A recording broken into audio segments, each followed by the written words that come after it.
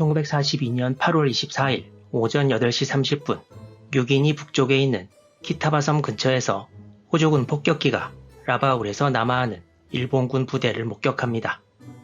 연합군은 사실 이번 일본군의 미른만 기지 공격을 미리 알고 있었는데요. 일본군이 미른만 연합군 세력에 대해 거의 모르고 있었던 반면 연합군은 미드웨이에서도 위력을 발휘했던 일본군 암호 해독을 바탕으로 이미 7월 중순에 공격 날짜, 일본군 편제와 수송선 이름까지 대략적으로 파악하고 있었고, 이는 연합군 방어 능력을 때에 맞춰 증강시키는데 큰 도움을 주었습니다.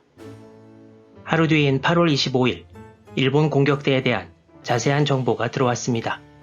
일본 공격대는 경순양함 2척, 구축함 3척, 수송선 2척으로 이루어졌고, 미른만을 향해 빠른 속도로 접근하고 있었습니다.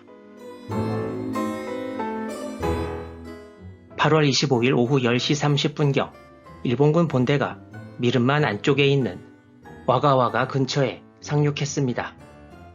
이때 연합군 본기지와 떨어져서 동쪽 지역을 수비하고 있던 부대는 전선을 줄이고 병력을 집중시키기 위해 일본군과 전투를 벌이면서 퇴각합니다.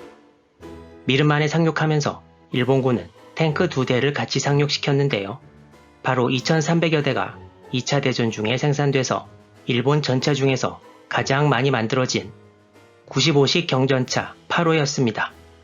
이 전차는 3명이 탑승하고 37mm 포를 주포로 사용했으며 부모장으로 7.7mm 기관총 2정이 있었고 엔진은 120마력 디젤 엔진이었습니다. 이제 상륙한 일본군과 연합군의 전투가 본격적으로 미른만 북쪽에서 곧 벌어질 텐데요. 일본군 본대가 상륙할 즈음 일본군에 뜻하지 않은 일이 하나 터집니다. 일본 사세보 제5특별육전대는 라바울이 아닌 부나고나 근처에서 출발해서 남쪽이 아닌 북쪽 해안에 상륙한 다음에 내륙을 관통해 진격하기로 되어 있었습니다. 사세보 제5육전대와 기지 건설을 맡은 일본 해군 서령대 병력 일부를 합쳐 약 350명의 병력은 1942년 8월 24일 케이프 넬슨을 출발했으나 근처 연합군 해안 감시병에 의해 바로 들켜버립니다.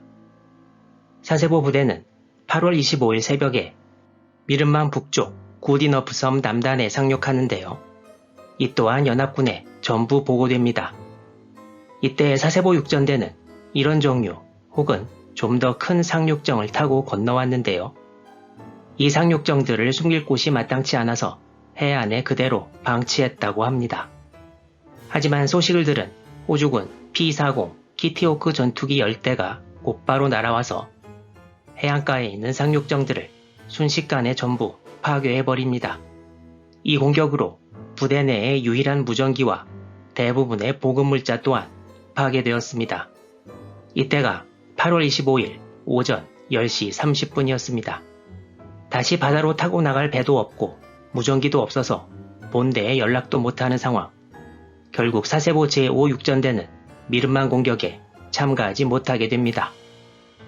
사세보 부대는 본대와 연락하기 위해 카누를 탄 전령을 부나고나에 보내는 것을 시도하고 2번의 시도 끝에 9월 9일에 부나고나에 도착해 자초지종을 보고하게 됩니다.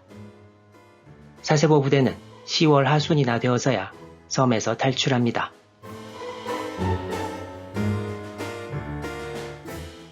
(8월 26일) 새벽까지 일본군은 와가와가 지역에서 7년대, 61대대, 비중대가 수비하고 있던 KB 미션 지역까지 진격합니다. 여기서 일본 측은 뜻하지 않은 어려움을 하나 겪게 되는데요.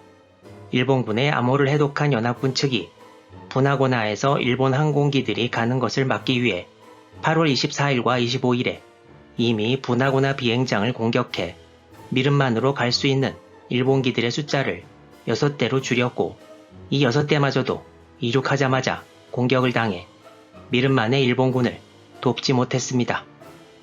정보전에서 우위를 점한 것을 확실히 이용한 것인데요. 문제는 라바울에서 보내주기로 했던 항공 지원도 기상사정이 좋지 않아 분하고나에 대신 착륙해야만 했습니다.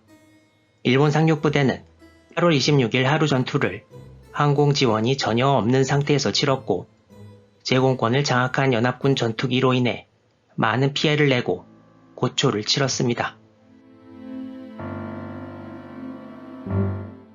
기나긴 8월 26일 오전 오후가 지나고 이어서 8월 26일 밤 10시 일본 상륙부대의 야간 기습으로 다시 전투가 벌어졌습니다.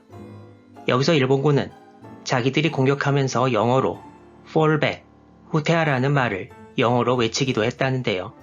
호주군 3개 중대에서 약 50명이 실제로 속아서 후퇴했다는 기록이 있습니다.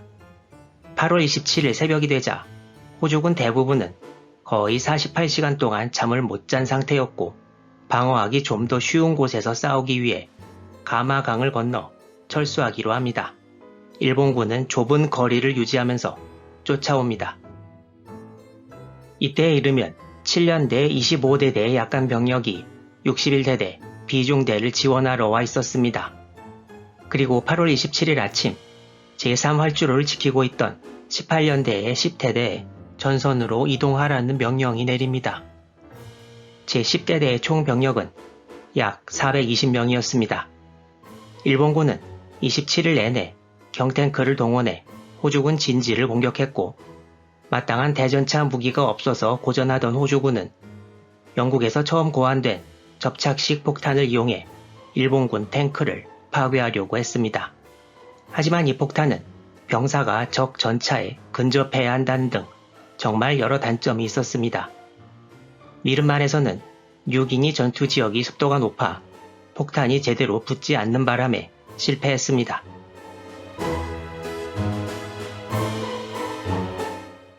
일본군의 공격을 받은 호주군은 전선으로 투입된 25대대 병력과 함께 3번 활주로 근처로 퇴각해 다시 방어선을 만들게 됩니다. 8월 28일의 전투는 3번 활주로를 중심으로 이루어지게 되는데요. 일본군은 3번 활주로까지 진출해서 호주군을 다시 공격하지만 3번 활주로가 싸우기 힘들었던 지형이 아니라 탁 트인 곳이어서 수비 측에 유리했고 수비 측의 맹공격으로 일본군은 결국 3번 활주로를 장악하지 못하고 퇴각하게 됩니다. 이 와중에 일본군 경전차들도 진흙에 빠져 결국 버려집니다. 8월 28일 일본군의 진격은 3번 활주로를 넘지 못하고 멈추고 맙니다. 이제 전투는 소강 상태에 접어들었습니다. 연합군은 3번 활주로 근처에 진을 쳤고 일본군은 동쪽으로 약간 퇴각한 상태였는데요. 며칠 이내에 다시 전투는 시작됩니다. 과연 미르만 전투는 이제 어떻게 진행될까요? 자세한 전투 상황 앞으로 계속 이어집니다.